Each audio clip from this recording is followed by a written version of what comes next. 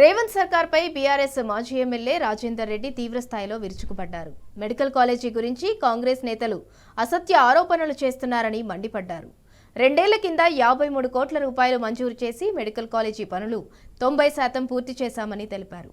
తన కృషి వల్లే మెడికల్ కాలేజీ పూర్తయిందని వివరించారు.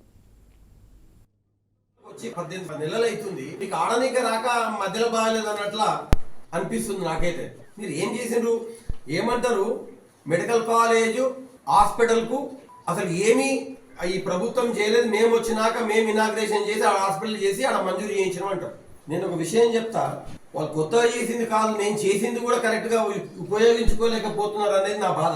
జిల్లా హాస్పిటల్ కోసము మేము చేసామన్నాం, జిల్లా హాస్పిటల్ మేము చేసినాం, అప్పపల్లి కాడ మేము చేసామని చెప్పి డబ్బాలు కొట్టుకొని ఇనాగ్రేషన్ చేసిన కానీ ఒకటి గుర్తుపెట్టుకున్నారు, 2023లోనే 56 కోట్ల రూపాయలు ఆ రోజు మంజూరు చేయించి జియో 81 ద్వారా మంజూరు చేయించి అప్పుడున్న హెల్త్ మినిస్టర్ హరీష్ రావు గారి చేతుల మీద దాన్ని మనం ఫౌండేషన్ వేయించి ఎలక్షన్లు అయ్యే లోపల 90% కన్స్ట్రక్షన్ కంప్లీట్ చేసాం. యుద్ధ ప్రాతిపదిక మీద బిల్డింగ్ కంప్లీట్ చేసాం.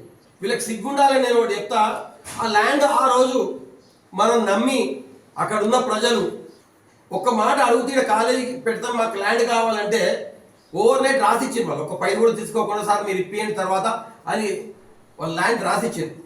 అటువంటి ల్యాండ్కు 2,29,00,000 మేము శాంక్షన్ చేయించుకొని వచ్చి ఆ లెటర్ కలెక్టర్ ఆఫీస్లో ఇస్తే వాళ్ళ మొన్నటి దాకా వాళ్ళకి పైసలు లేకుండా ఏడిపించింది. నారాయణపేటలో పట్టణంలో ఇప్పుడున్న ఆసుపత్రి భవన సముదాయంలో మంచిగా ఉన్న భవనంలో అర్బన్ హెల్త్ కేర్ సెంటర్ పెడతారు. అరే ఏమో మీకు కొంచెమన్నా అవగాహన ఉండాలి.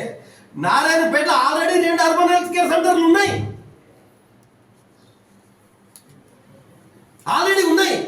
అవి ఆడ షిఫ్ట్ చేసి తెలుసుకోవాలి పెడతావా? ఒకటి ఉంది కదా, ఇక్కడ ఉంది కదా బిల్డింగ్ కిరాయి బిల్డింగ్ అంబేద్కర్ చౌరస్తా దగ్గర ఆల్రెడీ ఉంది, దాన్ని తీసుకుపోయి ఆడ పెడతారంట. ఆహా, ఏం తెలివయా మీది. ఇవాళ కూడా నేను రాజేందర్ రెడ్డిగా మా పార్టీ తరఫున, నేను నారాయణపేట ప్రజల తరఫున నేను డిమాండ్ చేస్తున్నా, మదర్ అండ్ చైల్డ్ హాస్పిటల్ నారాయణపేటలో ఇప్పుడు ప్రస్తుతం ఉన్న హాస్పిటల్ను మొత్తం తీసేసి మదర్ అండ్ చైల్డ్ హాస్పిటల్ ఆడ కట్టాలని ఇవాళ నేను డిమాండ్ చేస్తున్నా ప్రజల తరఫున. అది మీరు చేసే అచీవ్మెంట్. మీరు ఏం పని చేస్తున్నారు నాకు అర్థమైతే ప్రజలు చూస్తలేరా? 18 నెలల నుంచి మీరు చేసింది ఏంది? మీరు చేసిన అభివృద్ధి ఏంటంటే తెచ్చినవి కూడా వాపసు పోతున్నాయి. ఆ రోజు మీ గౌరవ ముఖ్యమంత్రి నారాయణపేట కొడంగల్ నాకు 2 కళ్ళలాగా 2 ఒకేలాగా డెవలప్ చేస్తా అన్నాడు కదా, మరి ఒకేలాగా చేస్తున్నారా? ఇవాళ